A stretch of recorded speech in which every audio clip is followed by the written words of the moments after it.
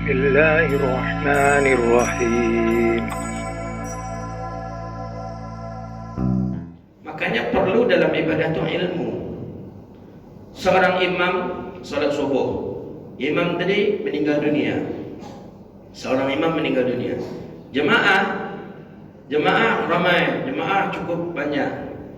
Digantikanlah oleh satu orang imam yang tadi tidak diselamatkan. Jadi pertanyaan beliau Pak Mubin ini, mana yang lebih afdal sebenarnya? Menyelamatkan jenazah inikah atau tetap melanjutkan salat?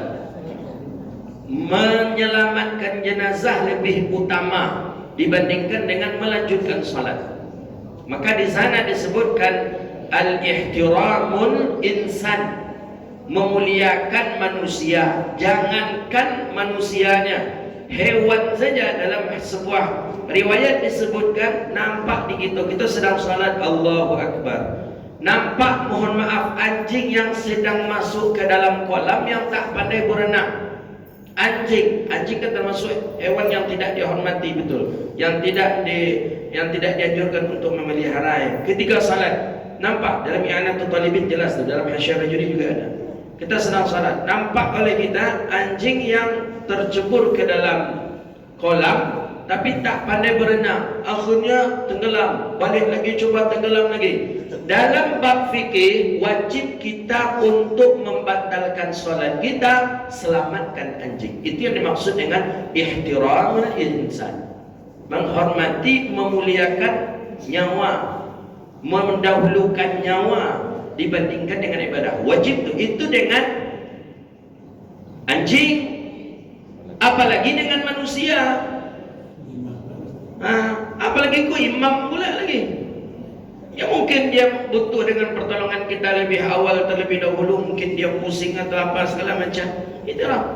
Mungkin bisa dengan barisan di depan ini saja dahulu menyelamatkan, yang lain tetap melanjutkan salat. Tapi bukan seluruhnya. Fenomena yang terjadi itu kan seluruhnya salat, membiarkan jenazah, membiarkan imam dalam menanggung sakaratul maut di samping dibiarkan saja. Dan yang lebih fatal lagi, dia dalam keadaan sujud, kemudian berdiri, berjalan ke tempat imam. Tidak. Posisi imam itu ya ketika imam sudah ada uzur, umpamanya imam beruzur, berhalangan kentut, umpama imam keluar, kita dalam keadaan sujud, ya udah digantikan oleh orang yang di belakang ini, mesti dalam posisi seperti sujud juga.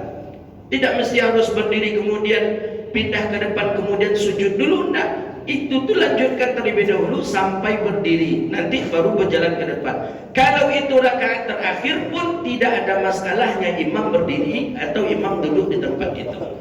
Jadi tidak harus berdiri berjalan ke depan seperti yang ada di video itu, enggak. Batalah salat. Jadi itu sujud pula boleh kan, main-main. Makanya butuh ilmu dalam bab salat, dalam bab ibadah itu.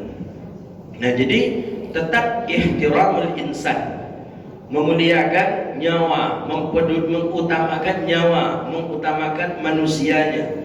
Maka Nabi SAW ketika Nabi dipanjat oleh Sayyidina Hasan dari belakang, dari depan, Sayyidina Husain dari belakang, Nabi sujud, Nabi rukuk, Nabi sujud. Lama Nabi sujud karena Husain di sini duduk di tengkuknya Rasulullah SAW, kakeknya. Nabi bisa saja, Nabi balik, tapi sang anak terjatuh. Nabi lama sujud. Kenapa? Ihtiramul insan, memuliakan manusianya. Mendahulukan memuliakan manusianya daripada ta'abbud. Lama Nabi sujud. Sehingga saking lama Nabi sujud, Abu Bakar mengira ke Quran turun lagi ini, wahyu turun lagi. Maka setelah Nabi salam, pertama yang ditanyakan Abu Bakar, hal wahyu nuzil? Wahyu turun lagi ya Rasulullah? Ada wahyu baru turun lagi ya Rasulullah?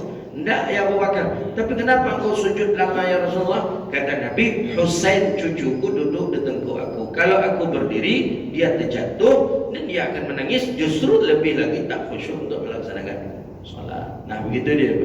Jadi tetap insannya yang lebih didahulukan. Mungkin barisan depan membatalkan salatnya, selamatkan dahulu imam. Mungkin yang dari belakang bisa melanjutkan. Ya tidak mesti harus juga mufarakah keseluruhannya. Tapi yang dalam video itu cukup luar biasa, yaitu dibiarkan saja imam tergeletak begitu, kemudian dia tetap melanjutkan salat seolah-olah tidak ada peduli, tidak ada upaya untuk membantu sang imam.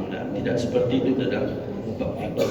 Ada wabillahi taufiq. Rabbana atina fid dunya hasanah wa fil akhirati hasanah wa qina adzabannar. Allahumma faqihna fid din wa 'allimna ta'wil wahdina ila siratikal mustaqim. Rabbana zalamna anfusana wa illam taghfir lana wa tarhamna lanakunanna minal khasirin. Allahumma a'izzal islam wal muslimin. Allahumma ansuril muslimina fi kulli makan ya rabbal alamin. Rabbana atina fid dunya hasanah wa fil akhirati hasanah wa qina adzabannar. Wa sallallahu ala sayyidina Muhammadin wa ala alihi washabbihi ajma'in. Walhamdulillahi rabbil alamin. Assalamualaikum warahmatullahi wabarakatuh.